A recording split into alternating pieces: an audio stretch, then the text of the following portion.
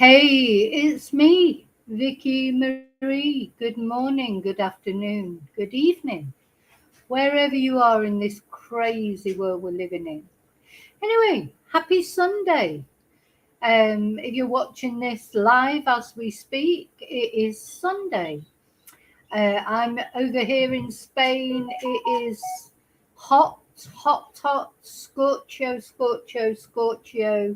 though not quite as hot as it was last week, during the week. So it's 29 degrees, it's sunny, there is a little bit of a breeze. It's still too hot though. None of us know what to do with ourselves. The dogs don't know what to do with themselves. I don't know what to do with myself. It's just a question of, not overexerting and drinking lots of liquids and sleeping a lot. Basically, that's what it comes down to. And that, of course, is why I'm on the avatar, because I look like I've been dragged through a hedge backwards, like a limp lettuce. Sometime during this week, I will try and get my face back on and my hair done and that, but it's just so hot. Anyway, little whinge about the weather over with. Again, I'd like to send out a prayer for anyone who's been suffering in all the terrible forest fires that they've been in, not only in Spain, but of course in Europe in general, the people, the animals that will have been affected. It's very sad, this extreme weather. I mean, having said that, it's always been, it is July, it's always extreme weather in July in Spain. I've always said that I think July is the worst month, the hottest month, even hotter than August. August, the days get a little bit shorter and at least you get some relief at night. In July, often you just don't get any relief even at night. So I'm going to talk about quite a few things in this video. I was going to do like a premiere instead of a live, and then I thought, I may as well just come on and chat about all these things I want to chat about. They're all small things really, and well, they're big things to the people that are involved, but they're just short stories about cases we've been following or things that I think you might find interesting. But in each one is quite short in itself. So in the end, I thought I may as well come on, do a live, and tell you about all these things. And then afterwards, I'll probably cut up the video into smaller segments, just short segments about the pieces of news that I want to tell you about. So hope you're all well, enjoying your weekend. Wherever you are and whatever you're doing, whatever your weather's like. I know because I've got sort of followers all over the world, really. Your weather could be ranging from boiling hot like here, or, to my Australian viewers, it's probably freezing cold because it's your winter. Oh, I'd love a little bit of cold now, but, I spent the whole winter whinging about the cold. And now I'm whinging about the heat because, I'm British and British people like to whinge about the weather, don't they? So I'd like to say my thank yous first. Thank you for watching. Thank you for liking. Thank you for subscribing. Special thanks to those of you who send me lots of good wishes. I've had a lot of lovely comments about the sort of nightmare that I had with the spiteful YouTuber who's been trying to take my channel down. Going to give you a little bit of news about that in this video. So thank you, especially for your messages of support. And as always, my members, and you know who this YouTuber is because I did release a video only to the members, sort of saying a bit more about what was going on. All of you that have joined my channel, that's the extra way that people can help support my channel. Thank you for being members.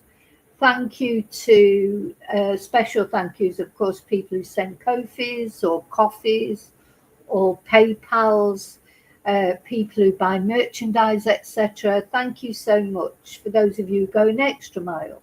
But it's free to subscribe, it's free to like the video, it's free to share the video, it's free to hype the video. what the other things, just leaving a comment makes a difference. So there are lots of free ways you can support my channel. I appreciate anyone who supports my channel in any positive way, and even the negative ways, because every interaction helps with the algorithm for YouTube. So first of all, I just want to say, talk about this spiteful twonk YouTuber who's trying to, I mean, basically they are trying to take my channel down, because any YouTuber who does something against another YouTuber, they're the worst of the worst, because they know how much a channel means to someone. They also know the ways of trying to get YouTube channels taken down or being spiteful. It's especially spiteful, isn't it, for another YouTuber to do it for absolutely no reason whatsoever, except perhaps you don't rave about them and think they're the best thing since sliced bread, because you know that they are a grifter and they are dishonest in the things they do. And once people don't like being caught out, do they? People don't like being caught out, and they'll go back 2 years. Imagine having such a sad life that you will go back 2 years to find something that they imagined that somebody has done against you. Imagine being that sad that you live in the past that much. Something wrong with, anyway, they deserve our prayers as well, to be honest, because to me, there's something wrong with someone like that. So that's quite sad, really, if you think about it. Anyway, just the news that I wanted to tell you. It's the briefest of brief news. I did have some good news about that. The YouTube have accepted my sort of side of things, and now it's up to them. The ball's back in their court. If they want to take me to court, will they take me to court? Well, it's up to them. They've got to do it. So we'll see. We'll see. Maybe they will. Maybe they are that spiteful, hissy fit, having a hissy fit. Maybe they really are that nasty that they'll try and take me to court. Well, we'll see. We'll see what happens. We'll take it from there. But anyway, that was really the news. It is good news, really, because basically what it means is YouTube has rejected their version of events, and has basically said to them that if they want to take it further, they have to go to court. So let's see what they do. Maybe they will. I don't know, but I think they'd be struggling to do that, to be honest. But do you know what? I don't know. And all I would say is, if I disappear off YouTube, as I keep saying, please look for me on Rumble, Vicky Marie Chats. I also have, I never shared my Discord. I need to share my Discord. So I'll still be around, but you never know. YouTube, it can always take you down, of course, at any moment if they want to. If you break their term, I don't think I've done anything whatsoever to break their terms and conditions. But do you know what? You just never know. In this crazy world we live in, you literally never know, do you? So that's the first thing I just wanted to tell you about. I've got a list here because, as I say, a lot of little things that I want to tell you about. So I think we'll start. We'll try and end on something positive. So we start with this twonk. Now this is the Southport killer. I'm sure you all recognise his face, especially if you live in the UK. I don't like showing his face, but I just didn't have time to put a blur over his face. But you all know who he is. A young boy as well. He's only young, you know. I think we have to remember that. Not because I think that excuses his actions. I don't think it excuses his actions at all. But I think it helps to explain. Oh God, I've got to take that face off, because that is a terrifying face, isn't it? That is the Southport killer who killed the 3 girls, Alicia, Bebe, and is it BB or Bebe? BB probably, and Elsie Dot. In that horrible attack in Southport, at the Taylor Swift workshop. Now, the thing is, he's never coming out of prison. He's less than 20, I think, even now. I think he's only about 19. He's never coming out of prison. He couldn't be given a whole life tariff because of his age. I don't think he would have got a whole life tariff anyway, because normally there has to be an SEX to get a whole life tariff. There has to be an SEX element. But he's been sentenced to over 50 years. So even for a young man like him, he's not likely to ever come out of prison. But the big sort of furore at the moment, if you like, is because he's been taken out of Belmarsh prison where he was being held. And he's been sent to Broadmoor, which is a psychiatric hospital in Berkshire. And a lot of people are up in arms about this, because they say he'll have a cushier experience there, which is possible. Broadmoor has housed Peter Sutcliffe famously, and of course Broadmoor is also famous as the place where Jimmy Savile had the key. Remember, Jimmy Savile had the key to Broadmoor. That's another story, of course. So there's been a big furore. Oh, it's too soft for him. Why has he been sent there? He'd be being cosseted and this, that, and the other. I don't agree with that. I think it's the right place for this boy, because I do think I think this boy is evil. I do think he's evil. I don't think there's any chance of rehabilitation, even though he's so young. I just don't think so. He is evil. It's like he's like possessed. I always think of him that he was possessed that day, and I just don't think there's any. Some people are just bad. There is no chance of rehabilitation. There is no reason why they did something, except they're bad people. And sadly, I think this is the case in this particular case. And I think Broadmoor is the right place for him, personally. Quite often prisoners, twonks, murderers, etc., they try to play the mental health card, don't they, to get sent to a cushier place. I don't think this has been the case with this man. I think he literally is a Fruit Loop. And the reason he's been sent to Broadmoor is not because it's cushier for him or safer for him.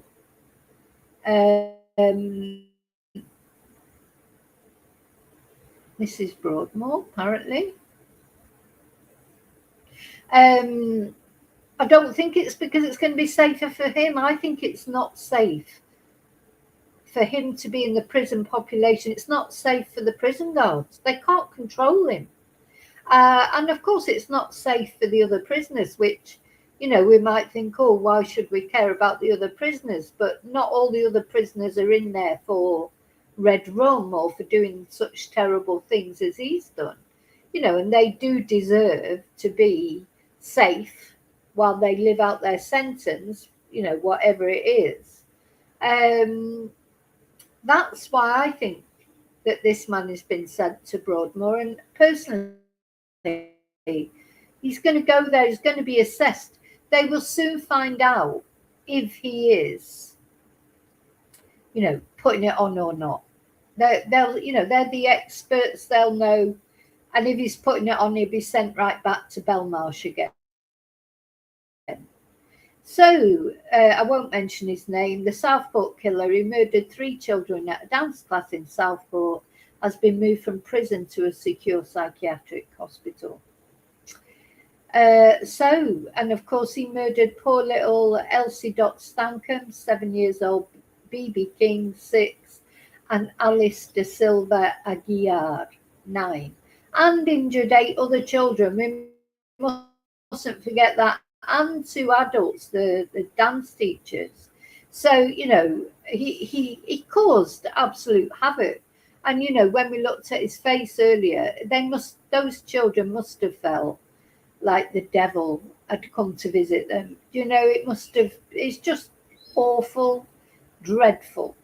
So he was given a 52-year prison sentence in January 2025, but the judge was unable to impose a whole life order due to him only being 17 when he carried out the attack. But he will likely never be released. It's the second longest sentence imposed by the courts in English history. Now, I don't know how the families of his victims feel about this. Maybe they're angry about it, and we have to take their thoughts into consideration. I mean, the sad thing is that their children, especially the 3 children that were murdered, are always going to be intertwined with the fate of this man. As long as this man is alive, every time, you just can't help it. Every time he's mentioned, their children are mentioned. Maybe every time the children are mentioned, he's mentioned. I mean, as I say, I try not to mention him, not to show his face, but sometimes it's just impossible when you're dealing with a story like this. Which I think people will be interested in, and it is in the public interest to know what is happening. So anyway, this transfer has been approved, does not change his sentence, which remains at 52 years, and he will serve every single day. But under the Mental Health Act, the Ministry of Justice is likely to have had no choice but to accept doctors' recommendations about whether he could be held safely in prison. So don't forget, it doesn't mean whether he'll be safe. Nobody cares probably much if he's safe or not, except maybe his own family. But are the prison officers safe, and are the other prisoners safe? Because he's already thrown boiling hot water over prison officers. He is a total Fruit Loop, this guy. So the cost of it, keeping him in hospital, is likely to be much higher than in a prison. It costs around £270,000 a year to keep somebody in Broadmoor. This is, of course, what is causing outrage, isn't it? It's a lot of money. This is when people start saying, "Oh, bring back the death penalty," and all this kind of thing. Because of the huge financial implications. But the thing is, if the prison officers are not, they have a duty to the prison officers to keep them safe. He's out of control, this boy. So, but to keep a prisoner in Belmarsh, the average cost is £97,740. £97,740 according to 2023 figures. Well, that's bad enough, isn't it? It's nearly £100,000 a year for the taxpayer, but 270,000 to keep him in Broadmoor. That's why people are outraged. But really, the thing is, we have to face the facts. We don't have the death penalty. Nobody's saying, "Oh, bring back the death." The death penalty is never coming back. Whether you want it to, or whether you think it's right, or you don't think it's right, the death penalty is not coming back. So, you just have to accept that. So it is galling, it is irritating that this guy is now costing the country £270,000 a year. But what's the alternative? You've got to make sure that the prison staff are safe. Because, in May 2025, there was an investigation. He's only 19 now. How many more attacks is he going to do? So he apparently attacked a prison officer with boiling water. Now, the other thing is, the reason they'll have put him in Broadmoor is because as long as he's in Broadmoor, he can be sedated. He can be sedated legally. It's like being sectioned, isn't it? You lose control over your own body, or, you know, whereas while he was in prison, they could not sedate him. You know, there's things that while prisoners have more rights than mental health inmates, he's like, now he's been sectioned, I suppose, so he's lost control over himself. Whereas while he was in prison, there are things that they can't do. So I think we have to look on it that way. You know, instead of thinking, oh, it's terrible, he's been sent to Broadmoor, he's going to have a cushy ride and all this sort of thing. There's a reason why he's been sent to Broadmoor. So he's got a lack of empathy, he's fascinated with violence, and he's also got neurodiversity, which added up to a really toxic mix. Don't forget, he was obsessed with knives and violence, etc. I understand. I think it's better, personally, for him. Now, there are lots of people, I'd say, that feign mental illness, but they normally soon get found feigning it. I don't think he's faking it. I think he really is mentally ill, and I think personally it's probably the best place for him. But anyway, you'll let me know what you think. That's where he is. And, you know, they'll assess him, and if they decide he's not mentally ill, well, they'll send him back to Belmarsh or another prison, I suppose. Okay. Anyway, that's the first thing I wanted to tell you about. Hi, Louise. Love to you too. So, what's the next thing I want to talk about? Yeah, let's just talk about this briefly. So, Sebastian Rogers. Sure you all remember, any of you that's interested in true crime, you remember this case. Every now and again I try and talk about it and keep Sebastian's name out there. Sebastian Rogers, he was 15 when he went missing from Tennessee in America. Just disappeared, didn't he? He was out for the day on the Sunday with his mum, Katie Proudfoot, and then in the morning when she went to get him up for school, he'd gone. That's what she says happened. There's no proof to suggest that anything else. You know, a lot of people are suspicious of Katie and his stepdad, Chris, but nobody knows what happened to Sebastian. Sometime overnight, he disappeared, literally into thin air. And this was, is it 2 years ago now? 2 years. He was 15 at the time, he'd be 17 now. He's high functioning, autistic. His biological parents were separated, Katie and Seth, and Katie was with her new husband, Chris Proudfoot. A lot of people very down on him because he was quite strict and admitted using corporal punishment against Sebastian. Now, you know, we don't even know what Sebastian would look like now. If he is still alive, which is, sorry, but it's highly unlikely, he won't look like this anymore. He's 17, he'd be taller, he's probably got a beard even. You know, he'd be different. You know, teenagers change so much at that age. So if he is still alive somewhere, which we can hope that he is, maybe he was abducted, and in which case, maybe he left voluntarily, maybe, you know, he literally just didn't want to live at home anymore. He was supposedly going to live with his biological dad. Maybe he didn't want to go. There's a lot of controversy about this case. There's a lot of he said, she said. You know, the as I say, the biological parents, Seth and Katie, they're not friends at all. So they don't, you know, there's a lot of acrimony in this case from the parents and no pulling together, really. Anyway, So Seth Rogers, his biological father, you know,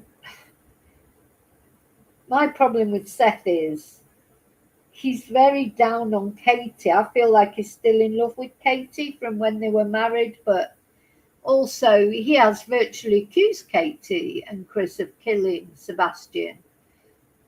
But we don't know that that's what happened. I mean, it may be what happened. The thing is, we just don't know, do we? Anyway, Seth has now put his money where his mouth is, if you like. Hi, Darren. Hi, Darren. Thanks for watching. And he has sued the police department for $25 million. I'm just going to read this to you. So, the father of a missing autistic teen is suing Tennessee agencies for $25 million, alleging that they failed to protect his son. Sebastian Rogers, 15, disappeared from his mother's Hendersonville home in February 2024 and remains missing. And the lawsuits claim that agencies involved failed his son. Seth Rogers is seeking compensation, court-ordered reforms, and the reopening of his son's case with adequate resources.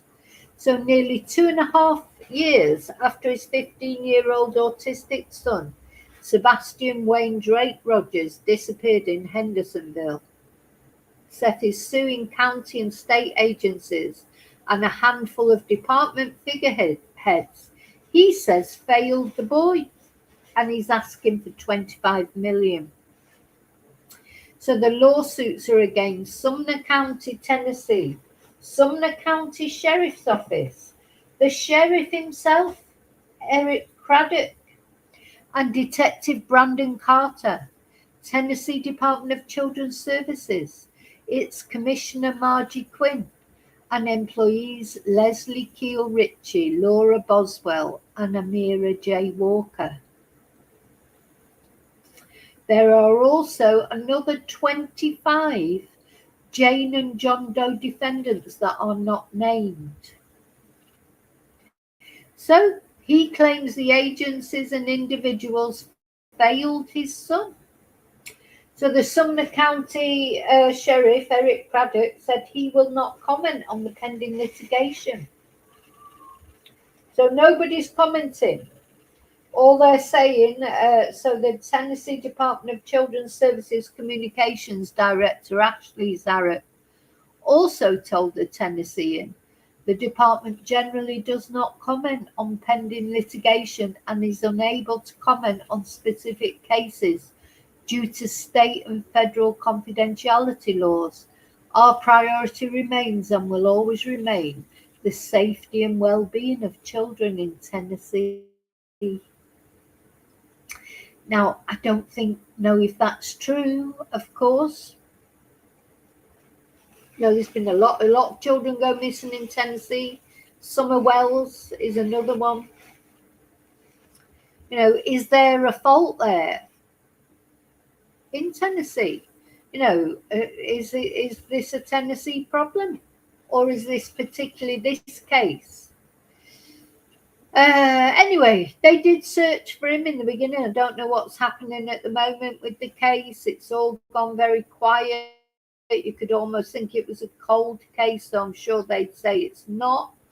They did search for him in a landfill. There was possible sightings that were all explored, weren't they? There's been all sorts going on, but nothing has ever come to anything. So I don't know. You tell me what you think. Do you think that Seth is right to take this action? Do you think he's got a case? You know, do you think he will get this compensation? You know, I think it's well known that there's no love lost between him and the police departments, etc. I don't know. I mean, I don't know what it's like to lose a child, luckily, but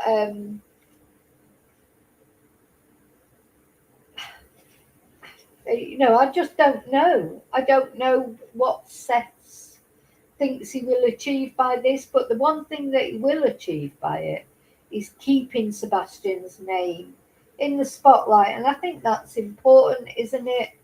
I don't know what Katie and Chris think of it all. It's like, you know, I do. You know, when your child is missing, you do want to keep their name in the spotlight, don't you? You would think you would. Where is Sebastian? What do you think? What happened to Sebastian? I think Sebastian may well have been catfished. I don't feel that his parents have got anything to do with it, either Katie or Chris or Seth. But it's possible because nobody knows, do they? I mean, you've got to think that if Katie, so one of Seth's issues is he feels that the property was not preserved as a crime scene from day one. And maybe he's got a point, because something could have happened to Sebastian in that home. You know, we just don't know, do we? So let me know what you think anyway. That's the latest news. Seth Rogers is suing authorities for $25 million. It's a lot of money. Okay. So I wanted to tell you about that because we followed Sebastian's case, haven't we? Quite, you know, certainly when it was in the news more. You know, it's not in the news that much now. It has all gone quiet.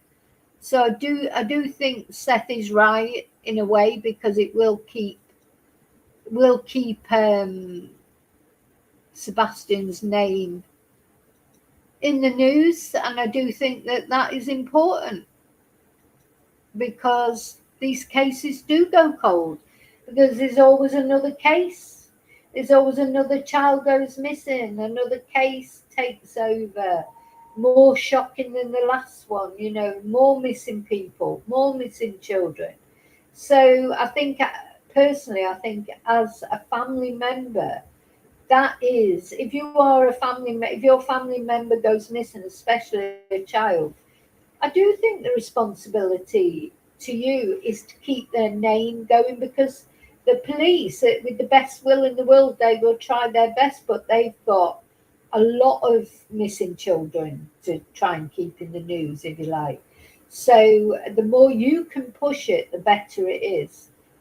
So it's not a bad thing that he's doing. I don't blame him really for doing it. Okay, what else? What else? What else? What else?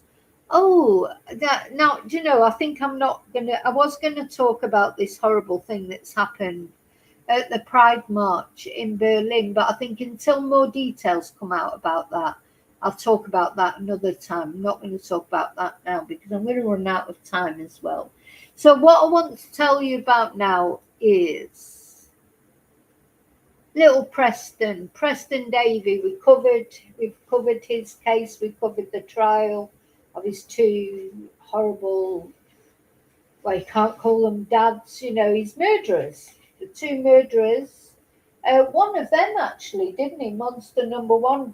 They said they talked about putting him in Rampton in a security hospital, but I think he might have been turned down for that. I'm not sure. I need to look into that. I'll do that in another video. But the thing that I wanted to tell you about Preston is there's going to be a vigil for him on Monday in Blackpool, which of course is where, you know, this horrible case happened. And I believe I believe that Blackpool Tower. I'm just trying to find it here so I can show it to you.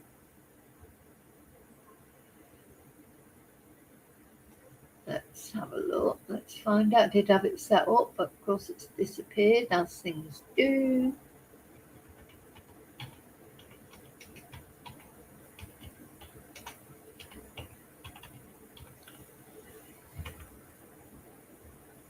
So we're going to cover this. I'm going to try my very best, if I can, to cover this vigil. So I believe it's on Monday. Let's have a look if I can find something.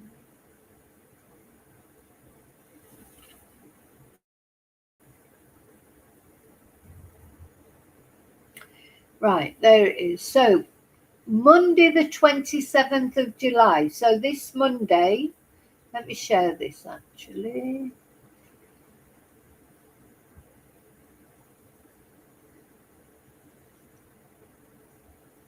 Share.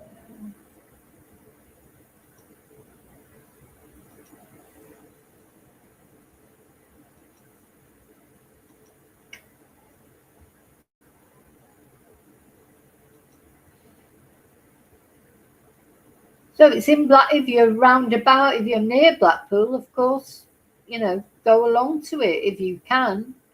I think people are taking candles and teddies, but the teddies are going to be donated afterwards to, you know, children's charities, etc. So it starts at 7 p.m, which is 8 o'clock here in Spain, in St. John's Square, Blackpool. An evening of quiet reflection to remember Preston. They're going to light up Blackpool Tower in blue in his memory. So we'll cover it. I will. I don't know if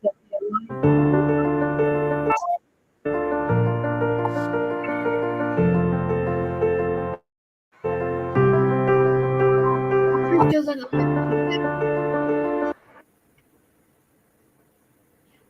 Yeah. So just wanted to tell you about that. So on Monday, 7 o'clock UK time, which is 8 o'clock Spanish time, is the candlelit vigil for Preston. They're going to light. So I'm hoping there'll be some sort of live stream from there that we can follow it. But anyway, I'll be lighting a candle for him. I hope you'll join me in that. Little Preston, bless him. Bless him. Okay. So just one more thing that I want to tell you about before I finish. And this is, I wanted to finish on something that was more positive. And this is, I don't know if you know, but Sean McCann, who of course was or is Madeleine McCann's brother. So Madeleine McCann, one of the most probably famous missing child ever, disappeared, didn't she, from the holiday apartment in Portugal in Praia da Luz. Madeleine and her two siblings, one of which is Sean here, and his twin sister Amelie. They were only 2 years old at the time. Madeleine herself was only 4, left alone in their holiday apartment while their parents, Kate and Jerry, went off to have a drink up with their friends. Now, I don't want to concentrate on that. What I want to concentrate on is how well Sean has done. Because, you know, it can't have been easy being I noticed on a lot of the articles that were talking about Sean, because Sean has finished 8th in the final of the Commonwealth Games in the swimming competition, which is no mean feat, is it? So it can't have been easy. A lot of people just say, oh, brother of Madeleine McCann, brother of Madeleine McCann. Well, but he is a person in his own right. You know, he is not only the brother of Madeleine McCann. He is Sean McCann. He is a swimmer, and he's represented Scotland in the Commonwealth Games. And that's a big achievement. So, you know, it is lovely. Because as I say, I'm sure Kate and Jerry have, I mean, whatever we think of Kate and Jerry and whatever happened that night, we all know they should never have left those three children under the age of 5 on their own in an apartment. I wonder if it doesn't occur to Sean and Amelie sometimes, that could have been them that was kidnapped or disappeared, or because, you know, everyone has their own theories on what happened to Madeleine. Was she kidnapped? Or did something else happen? But, you know, we don't know. It's one of those things we don't know. And who did whatever they did to Madeleine, because somebody did something, they've got their own God to face. You know, when their time comes, they might have cheated justice in this world, because this is over 20 years ago, isn't it now? Or not far off 20 years ago. So they've evaded justice maybe in this world, but they won't evade justice in the next world. So they've got their own, you know, they've got responsibility for themselves to face at some point.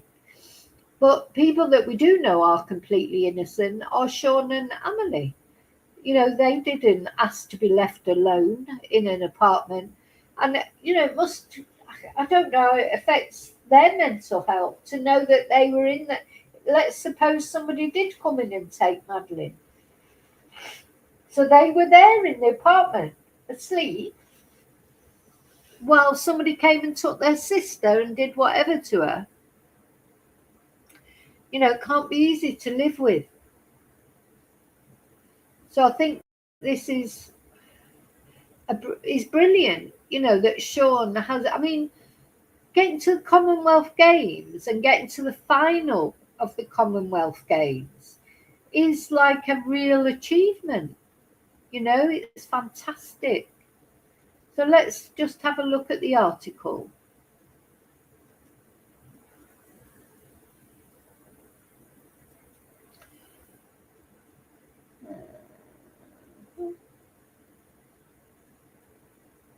Let's see, I've got an article somewhere. Got one prepared here somewhere.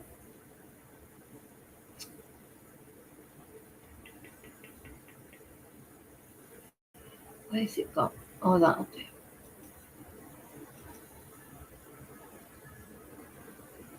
Yeah, this is the BBC Sport.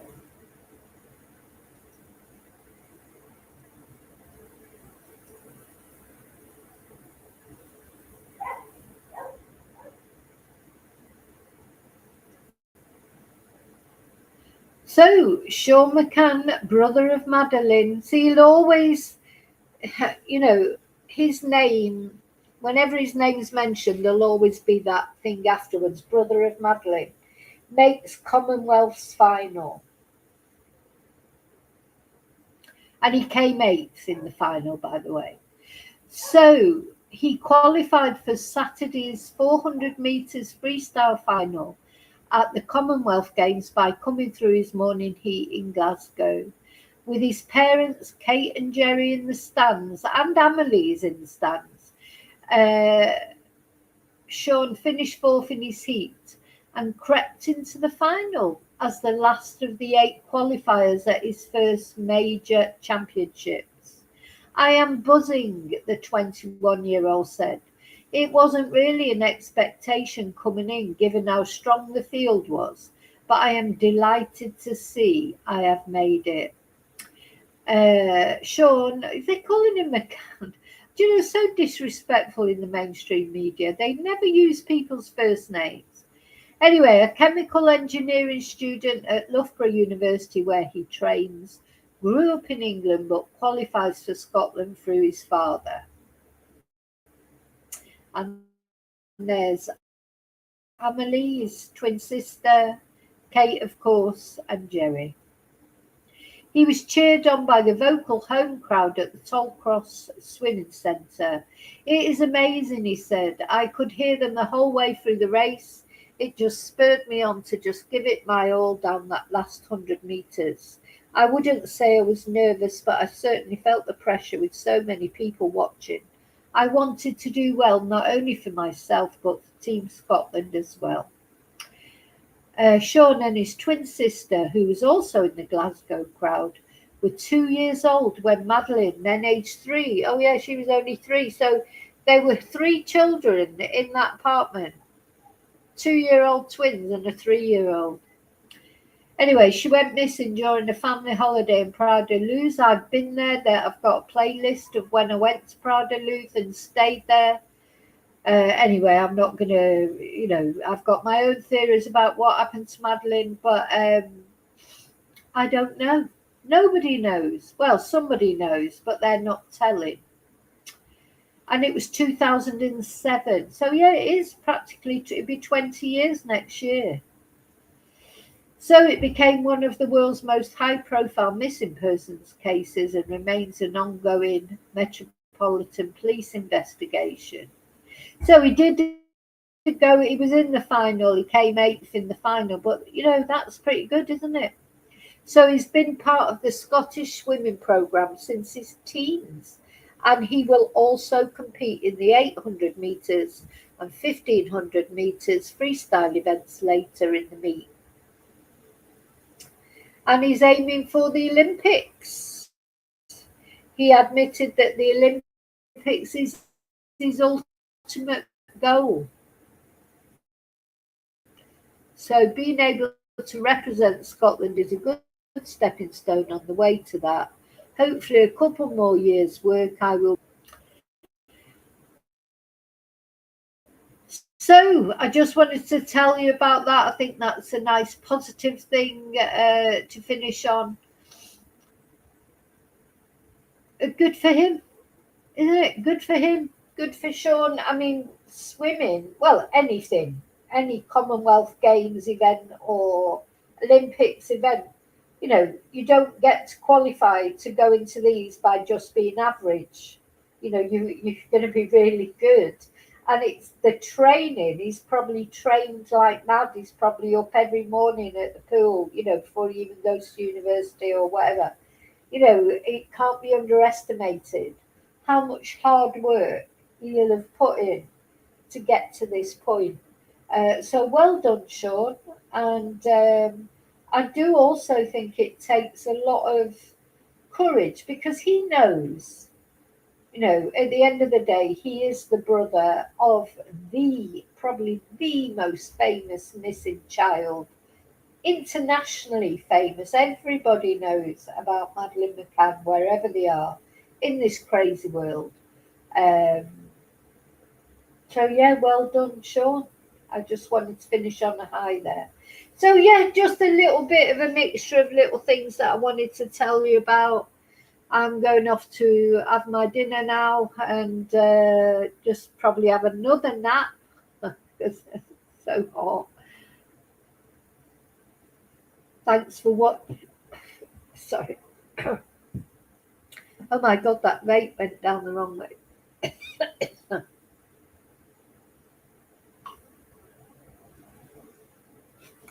My vape went down the wrong way there. Yeah, enjoy the rest of your weekend. As I say, I hope you're all well. Look after you because you are the most important thing. Oh, hi, Jacqueline. Just finishing off now. You have to be a replay crew, I think. Thank you so much, everyone, for watching. I'll see you really soon in the next video. And until then, as always, may your God go with you. Thank you. Bye.